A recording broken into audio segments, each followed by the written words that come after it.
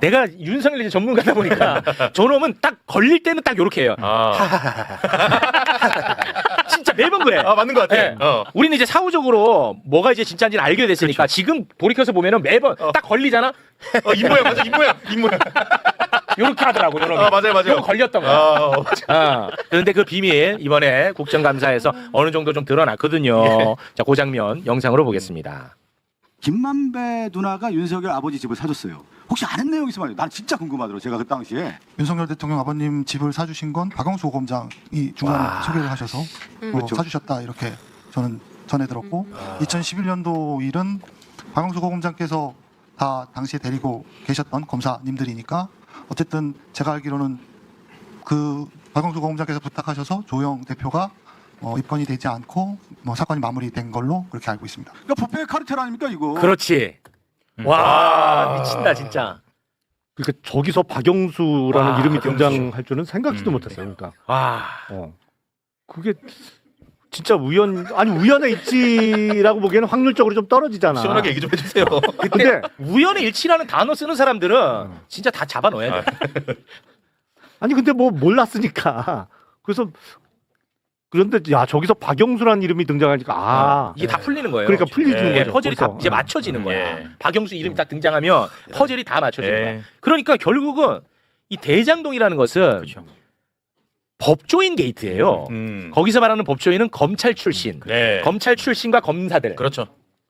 검찰 게이트였던 거야. 하여튼 검사 출신들은 진짜 하남 못 가남.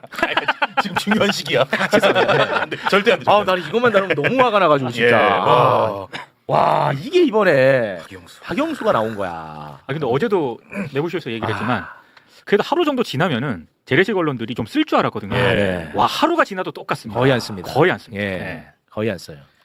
와, 이게 이렇게 드러납니다. 네, 검찰 기. 이거 그냥 이거 뭐 야 놀랍다에 끝나면 안 됩니다. 이 카르텔은 그냥 후벼 파야 돼. 근데 완전히. 저게 어떻게 지금까지 안 알려졌지? 그게 참 대단한. 그러니까 대단한- 그때 막 시끄러웠잖아요. 네. 시끄러웠는데 남욱 변호사가 저렇게 말할 정도면 그래도 적어도 그 주변에 있는 몇 사람들은 분명히 알고 있었을 거란 말이에요. 네. 분명히 그 대장동 일을 같이 했던 사람하고 박영수 주변에 있는 사람들은 알았을 텐데 네, 어떻게 어떻게 한 마디도 안 나왔지? 제가 알려드릴게요. 이게 어떻게 이 대단한 게 어떻게 안 알려졌을까 궁금해 하시잖아요. 예. 지금은 폭로가 됐는데도 안 알려졌어요. 정답이 됐죠? 그러네. 답이 됐죠? 아니 그때 누가 얘기했으면 그때는 보도가 확 붙었을 텐데. 아니에요. 대선전이라. 아니야. 지금은 아니야. 밝혀졌는데도 안 알려졌어. 맞아요. 예. 답이 됐죠? 이? 그때 뉴스타파가 보도해가지고 아직까지도 재판받고 있지 않습니까? 답이 됐지? 예, 명확합니다. 아. 네, 답이 됐네요. 자, 다음 선수 만나기 전에 검사님 계시니까 요거까지만 하나. 뭘 더. 또 해? 뭘 또해? 지금 이제 중요한 순간이다 보니까. 지금 얘기하지 중요한 시점이라고 지금. 아니, 하남 이런 거 아니, 처음이야, 잠깐만요. 진짜. 예. 만약에 공천 결과가 나오면 더 이상은 우리 그때는 후보님이라고 부를 거예요. 만약에 된다면 지금은 검사님이라고 부르고. 아니 그러니까 요거까지만 할게요. 요거까지. 확정되고 나서는 안 이런 해. 얘기 시커내도 돼. 안 해. 그때는. 검토 왜 그때는 안 해? 그때는 안 해. 예. 요거까지만 할게요. 자, 검사들이 예. 지들의 잘못이 세상에 다 드러났어. 음. 그래도 얼마나 거짓말로 일관하는지 이거는 좀 보여주고 싶은 거야. 뻔뻔하죠, 진짜. 어. 예. 그러니까 조작 수사할 때 그때는 뭐 했다 쳐. 근데 이게 드러났어. 세상에. 예. 안 드러날 줄 알았겠지. 그렇죠. 드러났어. 그때도 얼마나 뻔뻔한지. 근데 요거는 좀 보고 가고 싶다는 예. 겁니다. 봉지욱 기자 아시죠? 검사님. 알죠. 잘 봉지욱 알죠. 기자가 지금 와서 보면 정말 옳게 보도를 한 거예요. 윤석열이 대장동 일당 수사들 털어준 것 아닌가 하는 의혹 보도였거든요. 예. 제대로 보도를 한 거야. 그런데 그 보도를 했다는 이유로 윤석열 명예훼손 사건으로 기소가 돼서 지금 재판을 받고 있습니다. 예. 알고 계시죠? 그런데 와, 이 검사원들이 얼마나 지저분한 놈들이냐면 조우영이하고 봉지욱은 예. 통화를 한 번도 한 적이 없어요. 그런데 마치 통화한 것처럼 녹취서를 조작해서 만들었어. 녹취서를 이렇게. 통화 녹취. 통화를 한 적이 없어. 한 적이 없습니다. 그런데 이걸 그냥 조작해서 만들었어. 이거는 팩트입니다. 통화 4번 한 이거 처음 듣죠? 처음 듣는데. 그러니까 안 알려지잖아. 다 알려졌는데도 안 알려지잖아. 처음 듣죠? 이거를 통화한 적이 없어요. 아니 녹취 파일도 그럼 없을 거 없어. 아니야? 없어요. 녹취 없다고. 파일이 없는데 녹취서만 있어? 그렇지. 근데 이렇게 만든 거야. 근데 이거는 이제 세상에 알려졌어요. 그래서 이거를 조작한 놈이 누구냐? 강백신이에요. 강백신이한테 이걸 물어봅니다. 예. 현장에서. 예. 그때 어떻게 답을 하는지 좀 봐주세요. 와 놀라시네. 통화를 한 적이 없는데 이걸 조작을 해서 만들어냈다니까. 그러니까 녹취 파일이 없으면 녹취서가 나올 수가 없지. 그렇지. 그렇죠. 그게 알려졌어. 네. 그래서 현장에서 강백신한테 물어봤어. 네. 그래 잘 됐네. 어떻게 하는지 영상으로 보고 오겠습니다. 이제 녹취록 저도 처음 보는 거여서 제가 이제 그 공판 검사한테 확인을 해보니까 저게 아마 작성이 봉지욱 기자로 돼 있는 게 초기에 작성된 녹취록이라고 합니다. 그래서 수석 그 재판 과정에서 확인된 바로는 저게 이제 봉지욱 기자님이 아니고 그 아래 있던 라정주 기자하고 통화한 걸 아마 속기 작성하는 과정에서 오류가 있었고 법정에서 이미 그 확인돼서 오류가 지정된 것이라고 제가 보고를 받았습니다. 잠깐만. 아니 근데 저 말도 거짓말인 게요. 제 재판이잖아요. 제 재판에서 녹취록이 현출된 적이 없어요. 오늘 검사들이 너무 거짓말해서 제가 지금 적고 있습니다. 그러니까 우리 봉지욱 참고인 재판에서 이 녹취록이 현출된 적이 없다 이거예요? 제가 증인 신문을 받지도 않았는데 저 녹취록이 왜 나옵니까? 와. 녹취의 당사자들이 나오지도 않았고 조우영 증인 할 때도 저 녹취서가 나오질 않았습니다.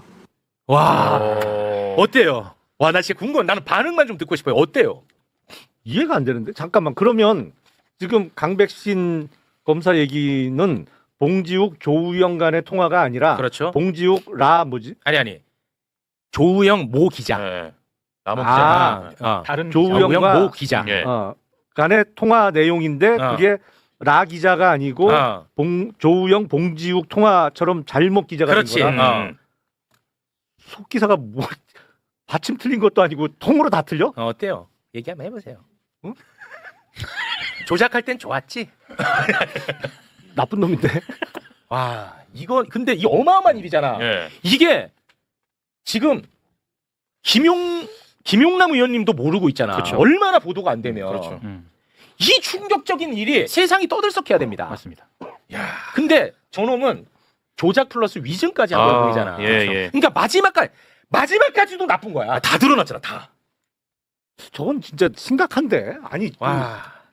증거를 만들어내면 안 되지. 그렇습니다. 있는 증거를 예. 찾아내는 게 수사지. 와. 없는 증거를 어떻게 만들어내요? 그럼 말이 안 되는 말이 심각해요. 짓이지. 아, 그러니까 왜 이렇게 한 거냐면 이재명 대표 그리고 봉지욱, 뉴스타파 이 기자들이 짜고 윤석열에게 그렇죠. 불리한 여론을 조성하려고 했다라는 것을 세상에 알리고 싶으니까 조우영하고 예. 봉지욱은 계속 소통하는 사이가 돼야 돼. 통화 여러 번 했다. 뭔 말인지 알겠지? 예.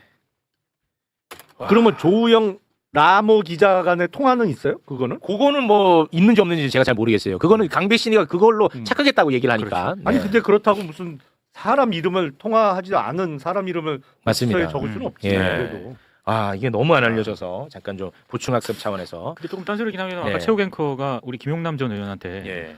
당분간은 검찰 개혁 이런 얘기 하지 말라고. 아니에요. 네. 그리고 자기가 계속해. 무지하게 해. 내가 고만 하라는데도 계속해. 중요한 순간이니까 이게. 네, 자, 고맙습니다. 그래도 같이 이렇게 환해주셔서 대단히 네. 고맙습니다. 자, 말씀드리는 순간 20분 전에 오혁진 기자가 앉아있었습니다. 계속 앉아 계셨어요. 박수로 모시겠습니다. 안녕하세요. 2차 종합특검 관련해서 오늘 중요한 말씀을 좀 전달하고자 저희가 모셨는데요. 네. 2차 종합특검은 2차 계엄에 대해서 음. 굉장히 자세하게 살펴보고 있는 것 같아요. 국회에서 2024년 12월 4일 새벽 1시 2분에 네. 계엄 해제 요구안을 가결시켰잖아요. 그 이후에도 윤석열이는 맞아요. 2차 계엄을 계속 하려고 했습니다. 예. 그럼 뭐 통화 한 번만 잠깐 좀 볼까요? 네. 요거만 그때 볼게요. 당시 윤석열과 이진우 당시 수방사령관의 통화인데요. 윤석열이 이진우에게 결의안이 통과됐다고 하더라도 내가 2번, 3번 계엄하면 되니까 니네는 계속해라. 네. 이렇게 얘기했죠. 그렇습니다. 이거는 1심 재판에서도 인정이 된 네, 부분입니다. 네. 그러니까 윤석열이가 2차 계엄을 시도한 거는 팩트. 그렇죠. 그렇다면 그때 실제로 어떤 부대들이 움직였는지 그거를 2차 종합특검이 들여다보고 있는 것 같아요. 예. 우리 오혁진 기자님. 예. 말씀드리면 되나요? 그렇습니다. 네. 그 이제 윤석열이 합참 그 지휘통제실 거기를 떠나고 나서 김용현이 이제 곽종근 전 사령관하고 통화를 좀 많이 했었는데 노상원하고도 통화를 했어요. 근데 제가 노상원 그 통화 기록 계속 좀 보고 있다고 말씀드렸잖아요. 네, 맞습니다. 노상원이 이때 누구랑 통화를 했냐면 그때 제가 지금까지 통화했던 사람들 중에서 정상진 그리고 김흥준 전 그 계엄사 참모장 이렇게만 통화를 했다라고 말씀드렸잖아요. 한 명 더 찾았는데 64 50기 장종중이라는 인물입니다. 이 사람이 이제 육본에서 정책 차장이었고요. 계엄버스 탑승자입니다. 계엄버스 탑승자. 네. 그러니까 김용현이 이제 노상원에게 상원아 이제 어떡하냐라고 묻고 나서 노상원이 장종중에게 전화를 합니다. 출발했냐고. 그러니까 이거는 계엄버스 그 자체가 2차 계엄이네. 네, 2차 계엄의 목적성을 두고 출발하려고 했다고 봐도 이제 과언이 아니고요. 아닙니다. 네. 그래서 장종중 이 사람이 이제 정직당했습니다. 아. 징계를 받았고요. 네. 근데 그 이전에 노상원하고 어떤 접점이 있는지는 제가 조금 더 취재를 하고 있는데 네. 노상원이 이 이후에도 계속 합참하고 계엄사 간부들에게 계속 지속적으로 전화를 합니다. 와. 새벽 3시까지. 그러다가 이제 강호필한테도 전화를 했다가 강호필이 안 받은 거고. 아. 네. 근데 일단 종합특검은 이런 것과 관련된 통화 기록을 다 입수를 한 상태입니다. 그래서 5월달 안에 일단은 김명수 전 합참의장을 부르겠다라는 건 제가 어제까지 체크를 했고요. 아, 그래요? 네. 네. 근데 이제 문제가 뭐냐면 지속적으로 일단 인력난 문제가 계속 해결이 안 돼요. 아. 네. 그리고 지금 김명수가 핸드폰 바꾸고 나서 변호인단 지금 계속 구성하려고 하고 있거든요. 아, 그래요? 근데 서초동 로펌 쪽에서 다 거절하고 있대요. 사건이 너무 민감하다고. 아. 네. 그래서 어쨌든 김명수 같은 경우에는 피의자로 입건을 해가지고 수사하는 데는 무리가 없는데 네. 강호필 전 사령관 같은 경우에는 조금 입건 자체는 아직은 좀 무리일 것 같다. 아직까지는. 예, 왜냐하면 어쨌든 2차 계엄으로 의심되는 거에 대해서 막았던 사람이고 네. 그다음에 내란 특검팀에서도 적극적으로 협조를 한 부분이 있기 때문에 아직은 입건을 할 만한 그런 증거를 발견하지 못했다라는 게 종합특검팀의 입장입니다. 네. 김명수는 이제 좀 쉽지 않다고 봐야겠네요. 네네네. 김명수. 좀 빠져나가기엔 쉽지 않을 것 같습니다. 아. 예. 왜냐하면 어쨌든 합참 법무실장에게도 조언을 받았어요. 이 국회에서 그 계엄 해제가 되고 나서 그러면 우리가 거기에 대해서 뭐 약간 뭐랄까 좀 호응을 해야 되냐 아니면 국무회의가 의결되기 전까지는 뭐 대통령의 명을 따라야 되냐 이런 부분에 대해서 그 합참 법무실장은 어쨌든 국무회의 의결 전에도 국회에서 해제가 됐기 때문에 군을 뭐 출동시키면 안 된다 이런 부분을 조언을 했거든요. 네. 근데 약간 그 한 귀로 듣고 한 귀로 흘리는 식으로 김명수가 좀 대응을 했다고 하더라고요. 그래서 그런 부분이 합참 그 전현직 관계자들로부터 그 종합특검팀에다 진술이 이미 확보가 된 상태여서 아, 네. 네. 김명수는 빠져나가기는 쉽지 않을 것 같습니다. 아유, 네. 그래도 그 좀 어려운 여건 속에서도 2차 종합특검이 굉장히 중요한 부분들을 많이 살펴보고 있네요. 네네. 그리고 그 정보사 관련해 가지고 제가 종합특검팀 그 열심히 하고 있다라고 말하고 싶은 게 지방 출장을 지금 엄청 많이 다니고 있어요. 종합특검팀이. 근데 그 좀 아쉬운 게 어쨌든 정보사 무인기 공작, 정보사 팀, 노상수첩 팀이 다 각각 따로따로 움직이거든요. 합쳐서 했으면 좋겠는데 어쨌든 권창용 특검이 정보사의 모든 각 사업단에 대해서 출장을 가라. 그래서 1, 2, 3, 4, 5, 6 전부 다 지방 출장을 지금 가고 있고요. 네. 근데 이제 제가 엊그제가 아니라 월요일이구나. 월요일에 정보사 에이전트 분들 만났거든요. 만나가지고 그럼 특검팀에서 이 사업단을 이제 방문하면 뭘 할 수 있냐. 이게 정보사 특수처에도 보관되어 있지 않은 각 사업단과 각 부대 안에 존치된 문건들 있지 않습니까?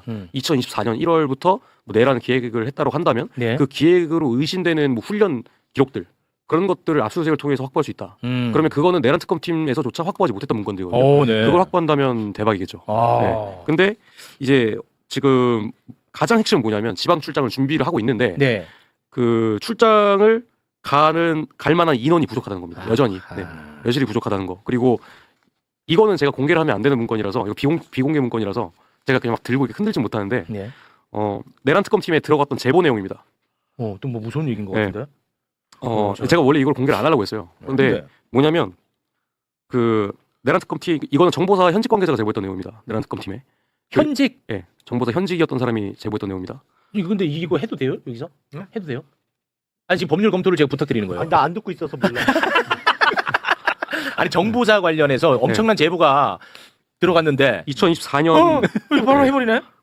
그냥 하겠습니다. 왜냐면 이분 어차피 옷 벗었으니까. 야, 큰 거 온다, 큰 거 온다. 안전벨트 매시고. 2024년 5월 그러니까 지금 저희가 알고 있던 내용은 김영인이 그 북한 오물풍선 관련해 가지고 원점 타격을 2024년 8월이나 9월부터 준비했다고 했잖아요. 네. 전혀 사실 무근입니다. 2024년 5월부터 정보사 차원에서 대비했습니다.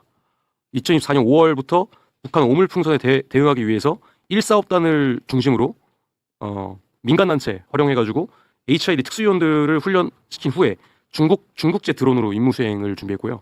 이거를 목표 임무수행 방안은 세부 계획까지 세워서 실제 실행하려고 했습니다. 다만 이 과정에서 문상호가 경질될 수도 있는 그 2024년 8월, 9월 그 사이에 그 신원식 국방부 장관이 날아갔잖아요. 그렇죠. 그러면서 이 자료가 폐기됐습니다. 네. 그러면 이 관련된 지시를 누가 했냐? 문상호가 했습니다. 김용현이 직접 경호처장 시절에 문상호에게 지시한 내용입니다. 근데 그 문상호가 이런 공작에 대해서 알까요? 모릅니다. 이 말은 즉슨 김용현하고 노상원이 그 전부터 소통하면서 대북 공작 준비했던 내용입니다. 근데 내란 특검팀에서 이거를 왜 수사 결과 혐의 없음으로 종결했냐면 이미 공작 비문을 폐기했습니다. 네. 그러면 당시에 이 작전을 준비했던 뭐 소령이나 중령들은 내용을 알겠죠? 뭐 그렇겠죠. 네. 그러면 정보사 관련해가지고 앞으로 종합특검팀이 수사를 하면 되는 부분이고요. 네. 이때부터 민간단체 활용했다고 보시면 됩니다. 2024년 5월이네. 네. 저희 뭐 최근에 저기 북한에다가 무인기 날린 그 대학원생들 있잖아요. 네. 거기도 민간단체잖아요. 그렇죠. 근데 거기는 2024년 9월 11월부터 했다고 하는데 이건 더 빠른 내용입니다. 5월이야. 네. 와. 근데 중국제 드론이 등장하는 이유는 예. 여기서 북한으로 우리가 보내는데 중국제 드론이에요? 아니면 여기서 자작극을 하는데 중국제 북한으로 드론 보내는 겁니다. 북한으로 보내는 거? 예. 자극용. 예.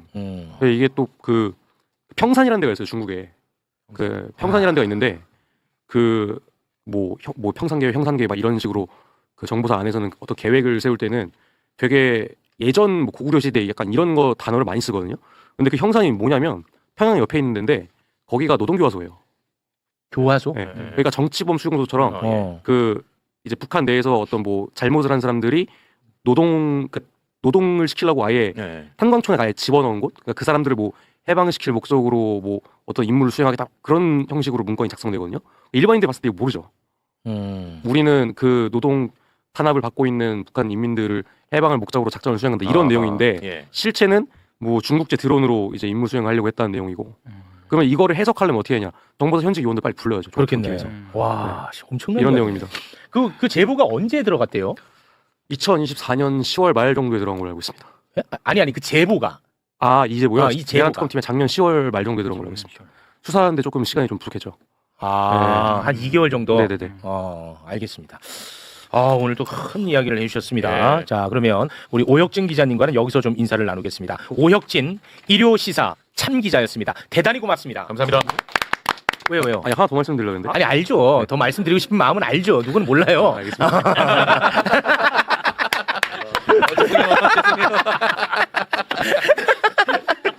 많이 당황하네.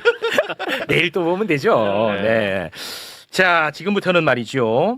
민심도 살펴보고 예. 우리 김용남 의원님이 너무나도 궁금해하는 지방선거, 보궐선거 이야기 지금부터 좀 나눠볼까 합니다. 예. 좀 빠르게 좀 진행을 해야 되거든요. 왜냐하면 너무 중요한 분들이 네. 지금 나와 계십니다. 그분들 만나기 전에 일단 이택수 리얼미터 대표님 박수로 모시겠습니다. 안녕하세요. 네, 반갑습니다. 고맙습니다. 이택수 대표님 민심을 좀 살펴볼까 하는데 오늘 갤럽 여론조사 결과가 나왔죠? MBS. MBS. 죄송합니다. 네, MBS 내일 조사. 나옵니다. 네. 네, MBS 조사에서 최근 들어서 횡보했던 지지율 혹은 뭐 국민의힘이 조금 반등하는 지지율 이렇게 나타나면서 좀 걱정들을 하셨는데 MBS에서 또 굉장히 의미 있는 지표가 나왔는데 11페이지 먼저 보시겠습니다. 이재명 대통령의 국정수행 평가가 최고치 타이 기록을 했고 부정 평가가 21%로 가장 최근 들어서 낮은 수치. 그래서 긍부정 격차가 48% 네. 격차로 최근 들어서 가장 크게 벌어졌고요. 그렇습니다. 그리고 정당 지지율 이거 아주 대박 사건 났습니다. 국민의힘이 15%로 이재명 정부 들어서 가장 낮은 최저치를 기록했습니다. 와, 15. 네. 그래서 양당 격차가 무려 33%포인트 와. 대로 벌어졌습니다. 예. 15%는 좀 해석을 해줄 수 없을까요? 어느 정도인지? 제일 최저 아니에요, 이거? 네. 그렇죠. 가장 이제 최저고 네. 아니 창당 이래 최저예요? 아니면은 이재명 정부 들어서 최저입니다. 이재명 정부 들어서 최저예요. 지금 이제 자동응답 방식은 한 20% 중반, 혹은 이제 후반 30%까지 나오는데 이 전화면접 조사에서는 이제 15%에서 한 20% 가량 나오는데 이게 이제 옆에 사람이 있는데 전화를 받고 내가 국민의힘을 지지한다 얘기를 지금 못하는 상황이 된 겁니다. 네. 그래서 지금 뭐 며칠 전에 소개드렸습니다만 당 대표에 대한 평가가 지금 어느 때보다도 낮은 수치. 예. 미국에 방미를 이제 한 것으로 이렇게 주장하지만 방미가 아니고 여행 같은 그런 이제 외유 뭐 이런 예. 부분에 대한 평가가 굉장히 안 좋기 때문에 그래서 뭐 이 진보 매체는 물론이거니와 보수 매체에서도 장도 대표 사퇴하라는 뭐 맞습니다. 얘기들이 지금 칼럼들이 예. 계속 나오고 있지 않습니까? 그렇더라고요. 네, 그러다 보니까 지금 정당 대표가 지지율이 좀 떨어졌고요. 네. 세부 지표로 보시면은 일단 대통령 지지도 세부 지표 12페이지인데요. 네. 20대에서도 긍정 평가가 이제 높을 수밖에 없는 지표죠. 왜냐하면 전체가 70%면 20대도 오차범위내긴 합니다만 40대 36으로 긍정평가가 높고요. 그리고 지역별로는 대구, 경북, 부산, 경남 다 긍정평가가 과반을 넘는 것으로 나타났습니다. 예. 보수층에서만 부정평가가 오차범위 내지만 살짝 높은 수준이고요. 야, 근데 대통령 지지율 지금 연령대별로 보니까 20대가 70대보다 더 박해. 그렇죠. 평가가. 네. 70대는 지난번에 말씀드렸지만 연말부터 연초 이르면서 긍정평가가 높아졌고 그 규모가 거의 40, 50대만큼 많이 긍정평가가 높아졌는데 20대는 지금 겨우 가까스로 오차범위 내에서 살짝 높은 수준. 그나마 20대 여성이 많이 높기 때문에 이런 거고요. 20대 남성이 여전히 부정평가가 높습니다. 좀 이야기가 쉽지 않네요. 네, 정당 지지도도 보시면 14페이지인데요. 세부적으로 보시면은 20대에서 국민의힘이 22%, 민주당이 20%, 오차범위 내에서 국민의힘이 2%포인트 20대에서만 높고 나머지 연령대에서는 다 큰 폭으로 더불어민주당이 높은 수치고 20대는 반면에 지지하는 정당이 없다가 48%나 되는 것으로 나타났습니다. 네. 네. 알겠습니다. 자, 그리고 민주당 이야기를 잠깐 좀 해볼까 하는데요. 민주당 이제 보궐선거 전략공천 결과를 좀 앞두고 있습니다만 지금 혹시 뭐 우리 전문가분은 미리 좀 소식을 접하거나 그런 게 좀 있을까요? 민주당 보궐선거 중에서 네. 북부가 한동훈 후보가 나온 근데 이 지역에서 그동안에는 박민식 후보가 한동훈 후보를 살짝 앞서는 결과들이 나왔었는데 부산 얘기는요. 네. 이따가 좀 이따 할까요? 네. 네네. 네, 저 선생님. 그 지표 사실 오늘 부산 정을 특집으로 준비했는데. 네네. 지표상으로는 얼굴도 안 보여. 얘기를 좀 들어주시면 안 될까요? 이게 소통이 안 돼가지고. 부산은 진짜 우리 예, 예. 잘해야 된단 말이에요. 그럼요. 오늘. 예. 네, 혼신을 다할 건데 네네. 부산 네. 얘기는 이따 특집으로 네. 갑니다. 특집. 나머지 지역은 아직 나온 건 없기 때문에 제가 부산 얘기를 먼저 말씀드렸습니다. 네, 알겠습니다. 예. 지금 이제 보궐이 굉장히 많이 치러집니다 이번에. 근데 지금 많은 분들이 지금 관심을 갖고 있는 곳 중에 한 곳이 바로 이제 하남갑. 네, 여기에 이제 우리 의원님 이름이 지금 거론이 되고 있는 그런 상황입니다. 만약에 어떻게 될지 모르겠습니다만 만약에 우리 의원님이 전략 공천이 된다고 치면은 네. 하남갑은 험지라고 알려져 있지 않나요? 네. 역대 선거 결과를 보면 그렇죠. 민주당 입장에서는 쉽지 않은 지역인 거는 틀림없죠. 그러니까 지난 2024년 총선 때 당시 당대표 법무부 장관을 지낸 5선 의원의 당시 추미애 후보가 정말 신승을 했잖아요. 그 새벽에 네. 뒤집어진 거야. 새벽 4시 넘어서 네. 사전투표함이 열리면서 뒤집어졌어요. 그렇습니다. 그래서 이제 1.17% 차이로 가까스로 당선이 됐는데 와. 대선 때는 작년 대선 결과를 보면 더 황당해요. 당시 이재명 후보가 얻은 표가 네. 대략 한 5만 표 정도 얻었는데 네. 김문수 후보가 4만 4천 표, 4만 5천 표 가까이 얻었어요. 내란 국면. 내란 국면에. 와. 근데 또 이준석 당시 후보가 11,000표를 넘게 얻었어. 그러면은 졌네? 졌어요. 그래서 그 하남 간만 그 따로 놓고 보면 대선에서 한 6,000표 졌어요. 이거 너무 험지네. 그러니까 민주당은 쉽지 않은 지역이에요. 분명히. 예. 왜냐하면 그러면은 만약에 이번에 전략 공천 되면 국민의힘인 것처럼 행동하세요 그러면. 신박한데? 헷갈리게. 대고 봐야지. 이게 엄청 어려운 데네. 그러니까 그 하남이 원래 하나의 국회의원 선거구였다가 하남 갑을로 분구가 됐는데 그 하남 을은 이 한강변의 미사동을 중심으로 한 이렇게 이른바 신도시 지역이에요. 근데 하남 갑은 나머지가 다가 하남 갑이야. 예.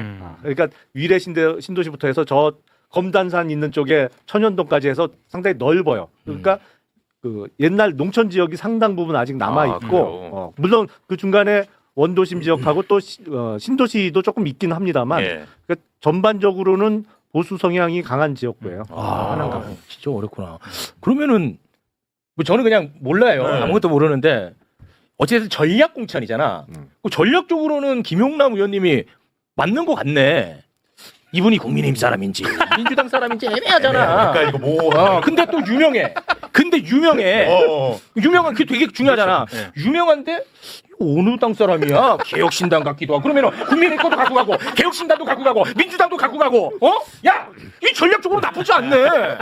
같은 말을 해도 중도 소구력이 있다. 이렇게 좋은 표현을 놔두고 죄송합니다. 네. 어느 쪽인지 헷갈려. 이거는 좀 더군다나 김용남 의원님 관련돼서는 최근 들어서 김기현 변호사가 페이스북에 아주 훈훈한 미담을 올렸던데 못 보셨어요? 좀 못 봤는데. 예전에 서부지검 계실 때 억울한 그 교통사고 피해자를 그 이제 가해자가 뭔가 좀 인정 안 하고 뭐 이런 부분에 있어서 CCTV를 아주 그냥 샅샅이 다 찾아가지고 그 억울한 피해자를 좀 구제해준 그 미담을 김기현 변호사가 페이스북에 올렸던데요. 그거 제 고등학교 동창 중에 그 모 증권에서 노조위원장 당시에 하던 친구가 있는데 그 노조원의 배우자가 새벽에 교통사고로 당해갖고 그 자리에서 돌아가신 사건이에요. 돌아가셨어? 그 얘기인 것 같은데. 근데 그 가해자를 잘 그 혐의를 잘 입증을 못 하고 있는 상황. 가해자가 신호 위반 사실을 부인했지. 네. 자기는 차량 녹색 신호에 진행했고 횡단보도를 건너던 이제 사망하신 분이 이제 신호 위반으로 건넜다 뭐 이런 주장을 했었죠. 네. 그래서 김기현 변호사 아주 페이스북에서 극찬을 했더라고요. 김용남 멋있는 분이다. 근데 본인은 또 굳이 그걸 얘기를 안 해가지고 그래서 아주 그냥 숨기고 계시는 그걸 못 보셨군요. 근데 저는 못 봤어요. 우연히 이제 보고 나서 이분 어디든 전략 공천 되시면 좋겠다 이런 얘기. 진행자 준비된 작전 아닙니다. 제가 우연히 봤어요 어제. 그리고 김용남 의원님하고 제가 연락 나한테 허락 안 받고 지금 미리 준비하고 한 것 같은데. 전혀 아닙니다. 전혀 아닙니다. 이러다가 만약에 공천 안 되면 다 무의로 돌아갑니다. 그거 아꼈다가 그때 쓰셔야 돼요. 근데 평택을도 있고 아주 여기저기 인기가 지금 많으세요. 거론되는 곳이 많습니다. 인기가 많은 걸 수도 있고 애매한 걸 수도 있고 아무도 몰라요. 네. 어찌됐든 미담은 좀 아껴둬요. 두 분의 핸드폰 포렌식이 필요하거든요. 아니 포렌식 응할 수 있어요. 그래서 아껴뒀다가 본선 진출하면 활용하도록 하겠습니다. 알겠습니다. 자 그러면 우리 김용남 의원님과는 여기서 인사를 나누고 저희는 지금 부산 지금 굉장히 급하다. 지금 장난. 그래서 뭐 시세보다 한 1억 정도 적게 내놔서 이거를 팔았는데 그 사간 사람이 누군지도 우리는 모르고 중개사를 통해서 팔았기 때문에 그 부모님 집을 사간 사람이 뭐 김만배 씨의 뭐 누나라고 그래서 어제 처음 알았는데. 저축은행 대출 비리는 왜 봐줬을까? 우연히 김만배의 누나는 왜 아버지의 집을 샀을까? 제 질문에 대해서 자꾸 이렇게 다른 걸 얘기를 하시는 거 보니까 여기에 대해서 답을 못 하시네요. 윤석열 부친의 연희동 자택을 김만배의 누나가 매입했다는 사실 기억하시죠? 당시 윤석열 측은 그저 우연이라며 발을 빼맸습니다. 하지만 이번 국정감사에서 박영수 전 특검이 그 매매를 직접 중개했다는 충격적인 증언이 터져나왔습니다. 이른바 부패 카르텔의 실체가 퍼즐처럼 맞춰진 거죠. 단순한 부동산 거래가 아니라 검찰 권력과 대장동 세력이 뒤엉킨 거대한 게이트였다는 의혹이 더욱 짙어졌습니다. 철저한 수사로 이 추악한 유착의 뿌리를 뽑아야 하지 않겠습니까? 이 영상에 공감하셨다면 구독과 좋아요 정중히 부탁드립니다.